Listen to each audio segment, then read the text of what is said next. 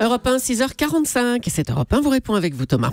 Le prix décembre tout à l'heure, le Goncourt et le Renaudot demain, le Féminin mercredi. Les auteurs jouent gros en cette semaine de prix littéraires. Bonjour Marie-Rose Guarnieri. Bonjour. Vous êtes libraire dans le 18e à Paris. Les gens du secteur connaissent tous votre librairie des Abbesses. Alors on va commencer avec le plus prestigieux des prix, le Goncourt. Oui. Est-ce que c'est la roue de la fortune pour le gagnant, le Goncourt? Oui, bien sûr, puisque vous savez que c'est l'institution, hein, c'est une institution, c'est un petit peu un des prix auxquels les Français sont très, très attachés. Donc voilà, c'est le prix qui vend effectivement le plus. Mais est-ce que 400 000 exemplaires en moyenne, c'est 400 000 exemplaires un Goncourt. 400 000 exemplaires, mais est-ce que c'est seulement l'importance d'un livre? Est-ce que c'est seulement sa vente? Alors, là, la première question. Là, on tourne à la livre, philosophie. En tout cas, juste pour parler de la roue de la fortune, c'est un chèque de 10 € au gagnant. Hein, donc ça se joue vraiment sur les ventes. Hein. Oui, mais 400 000 exemplaires pour un auteur, je peux vous dire que ça change complètement sa vie. Hein. Aujourd'hui, un livre qui se vend très bien, c'est combien d'exemplaires hors prix littéraire? En littérature, vous voulez dire? Oui. C'est 10 000, quoi. Vous voyez, ah oui, 10 quand 000, même. c'est bien, quoi. 10 000 versus 400 000. On commence à être un très bon prix, très bon tirage. Pourquoi ce Goncourt est-il devenu tellement central? D'où vient-il? Alors voilà, ce prix existe depuis un siècle et quand même, c'est le reflet de l'attachement de la France quand même pour la vie du livre. On a de nombreux éditeurs, on a de nombreuses librairies indépendantes. Voilà, on est comme un pays du livre. Et donc le Goncourt est un emblème de toute notre tradition, tout notre attachement à la vie littéraire et à on va dire même cette spécificité culturelle. Alors vous avez lu, vous, les 4 finalistes, hein, Eddie Cadour, Les Prépondérants, Nathalie Azoulay, Titus n'aimait pas Bérénice, Mathias Hénard, Boussole et Toby Nathan, Ce pays qui te ressemble. Je ne vais pas vous demander lequel va gagner, mais lequel est votre préféré de ces 4 livres? Eh bien, j'en ai 2 préférés. Bon voilà, vous avez vu qu'il y a 3 livres qui sont un peu d'origine du bassin méditerranéen. Je trouve, les 4 sont assez académiques, sont assez romanesques.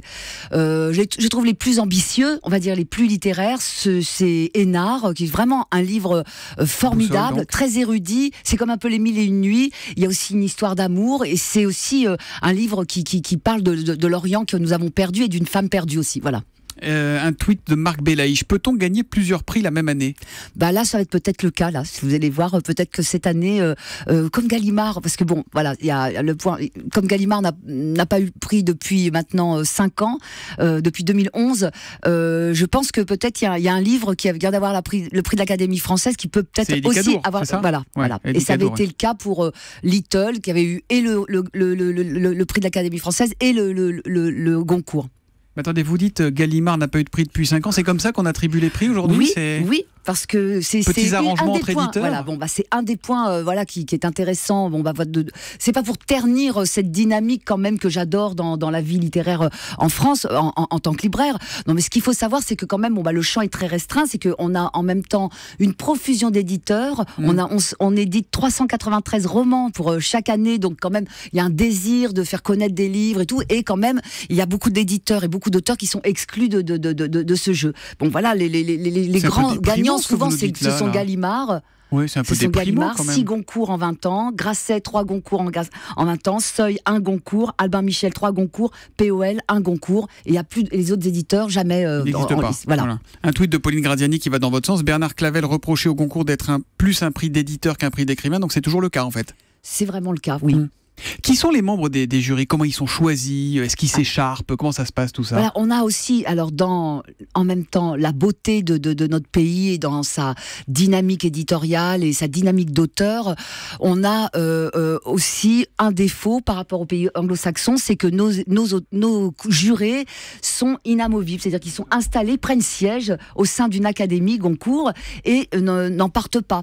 Et moi qui fais l'expérience justement de travailler avec une équipe chaque année, je vois quand même déjà au bout de 5 mois de travail avec une équipe comment les choses s'installent. Alors vous imaginez tous les ans s'installer, et puis ce sont des auteurs qui sont souvent, ce sont souvent des jurés qui sont auteurs, éditeurs, il y a des conflits d'intérêts là, non? Il y a des grandes porosités entre et conflits d'intérêts. Prenons un cas, Bernard Pivot qu'on adore, qui est évidemment admirable, mais qui est président du Goncourt et qui aussi publie des livres dans une maison d'édition. Est-ce qu'à un moment il va pas être tenté de... Albin Michel a eu 3 fois le Goncourt, alors qu'avant il n'entrait même pas dans cette course. Mais voilà, je ne veux pas dire qu'il est corrompu parce que c'est beaucoup plus élégant que ça, la vie littéraire. Quand vous côtoyez une maison, quand vous côtoyez des amis, c'est comme vos voisins, vous êtes plus attentifs, vous êtes beaucoup plus sensible à la culture de cette maison. Et puis, il s'avère que quand vous êtes juré, d'ailleurs les jurys le disent eux-mêmes, quand vous entrez dans une de ces académies, eh bien vous savez que votre maison d'édition va être va beaucoup vous choyer en avaloir, mais aussi en présence. Enfin voilà, vous allez être, on n'est pas payé pour être dans un jury. Non, on n'est pas payé comme ça directement, parce qu'on est beaucoup plus... On est payé de retour. On est payé de retour, d'attention et d'énergie pour la maison. Est-ce que les auteurs font campagne, à l'instar des politiques ? Non, en général, ce sont leurs éditeurs quand même qui travaillent, leurs attachés de presse, les auteurs, bien sûr, souvent les auteurs Bon, pour le cas cette année, d'ailleurs, les 4 qui restent là, ce sont pas des gens qu'on va dire qui sont mondains. C'est vraiment on les voit des pas écrivains. Dans les médias. Non, pas trop. Ce sont des auteurs vraiment qui sont engagés dans la littérature. Donc ça, c'est comme une vraie amélioration. Non, il y a des auteurs vraiment qu'on peut dire très éloignés du milieu littéraire, qui sont vraiment engagés dans la littérature. C'est vrai qu'ils sortent complètement des listes. Et pourtant, des auteurs qui sont pas des moindres. Donc c'est vrai que dès que des auteurs sont moins repérés des radars, bon voilà, ils ne sont pas traités au sein des prix. Il y a quand même tout un pan de la création donc qui n'est pas repéré. Un tweet d'Elsa Grangier. Pourquoi si peu de femmes lauréates? Est-ce qu'elles écrivent moins bien? Est-ce qu'elles sont, sur les femmes, sont pas dans les jurys? Alors là aussi, oui, j'ai des chiffres, c'est vrai. Sur les femmes, c'est vrai que sur une rentrée littéraire de 393, on n'a que 111 écrivains qui ont été traités dans les prix, mais aussi, je pense aussi à peu près dans la presse. Il y a 78 hommes et 33 femmes, c'est-à-dire 29% de l'ensemble. Elles écrivent pas moins bien les femmes pourtant. Non. Réparer les vivants, Maïs de Carangal, moi c'est mon coup de cœur de ces derniers mois. Je sais que c'est pas tout neuf, mais bon. Dernière question, hors prix, hors compétition. Alors vous lancez votre prix, vous avez un prix, le prix Vepler avec la Fondation La Poste, qui sera remis lundi prochain. Je vais pas vous demander qui va le gagner ce prix parce que vous ne me le direz pas. Mais quel est votre coup de cœur, le prix littéraire de Marie-Rose Guarnieri, le vôtre? Le mien dans notre liste.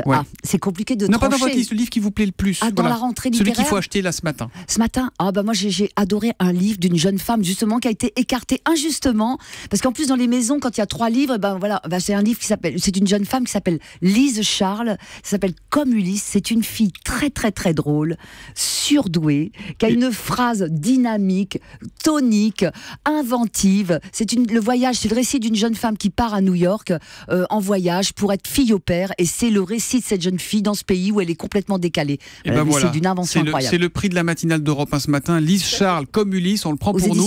Aux éditions POL et on le met sur Twitter, comme ça les lecteurs qui le voudront allez-y, vous verrez, vous allez vous amuser. Se le fournir. Merci Marie-Rose Guarnieri d'être venue ce matin. Évidemment, les franciliens qui veulent avoir des conseils de lecture peuvent vous retrouver à la librairie des Abbesses à Paris. C'est formidable toutes ces librairies. On pourrait citer l'Arc du Voyageur, rue Mouffetard. Il y en a beaucoup partout. Il faut y aller parce qu'on n'achète pas des livres, on achète du plaisir et des conseils. Merci et bonne journée à vous. Europe.